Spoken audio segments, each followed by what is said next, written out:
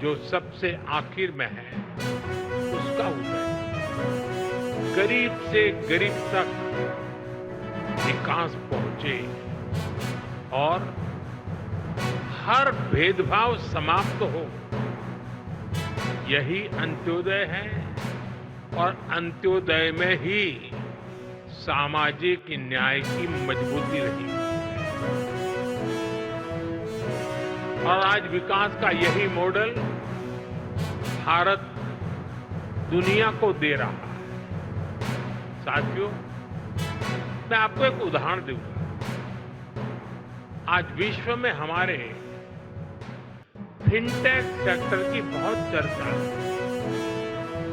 इस fintech sector की सबसे खास बात है कि इसने समावेशी विकास, इंक्लूसिव डेवलपमेंट को बहुत ताकत दी है, बढ़ावा दिया है। भारत ने ऐसे ओपन प्लेटफॉर्म बनाए जो सबको साथ लेकर चलते हैं। यूपीआई, आधार, डिजी लॉकर, ओएनडीसी, ये हर किसी को मौका दे रहे हैं। यानी platform for all, progress for all. आज भारत में इसका असर हर जगह दिखाई देता है।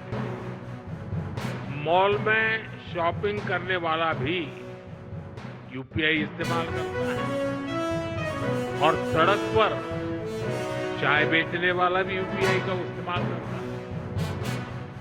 फॉर्मल क्रेडिट जो कभी सिर्फ बड़ी कंपनियों को मिलता था, वही अब पीएम स्वनिधि से रेहड़ी ठेले वालों तक पहुंचता है।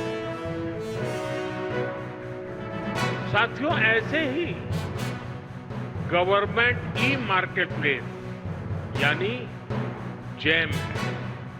एक समय था, अब सरकार को कोई सामान बेचना हो और बड़े प्लेयर के बस की बात, उन्हीं के कब्जे में था एक प्रकार से। लेकिन आज जैम पोर्टल से करीब 25 लाख सेलर्स और सर्विस प्रोवाइडर उससे जुड़े हुए हैं और सरकार को सप्लाई का काम कर रहे हैं। ये छोटे छोटे ट्रेडर्स हैं, उद्यमी हैं, दुकानदार हैं, जो भारत सरकार की जरूरत के हिसाब से वो सीधे अपना सामान भारत सरकार को बेच रहे हैं और भारत सरकार खरीद रही है। आप हैरान रह जाएंगे कि अब तक जेम के माध्यम से भारत सरकार ने 15 लाख करोड़ रुपए का सामान या सर्विस खरीद चुके हैं। इसलिए इस तरह के आयोजन किए जाते हैं जहां पर 22,000 स्टॉल है, जहां इतने बड़ी संख्या में जो स्थानीय उद्यमी है, स्थानीय सरकार है, उनको मौका मिला है। वो उत्साहित हो जाते हैं जब उनके हाथों की बनी कोई चीज या फिर उनके फैक्ट्रियों में स्थानीय स्तर पर बनी कोई चीज को एक बड़ा बाजार मिलता है, पार्टनरशिप का मौका मिलता है बड़ी कंपनियों के साथ। स्किल अपग्रेड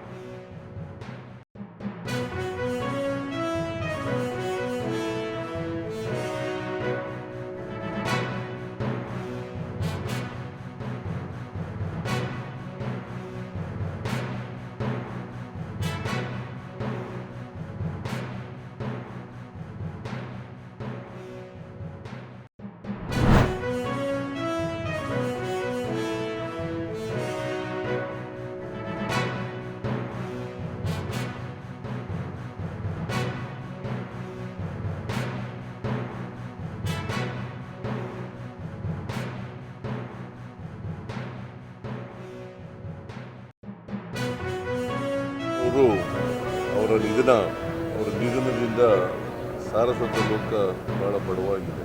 ಅವರು ಸುಮಾರು 25 ಕಾದಂಬರಿಗಳನ್ನು ಬರೆದಿದ್ದರು. ಮೈಸೂರಿನಲ್ಲೇ ಹೆಚ್ಚು ಕಾಲ ಇದ್ದರು.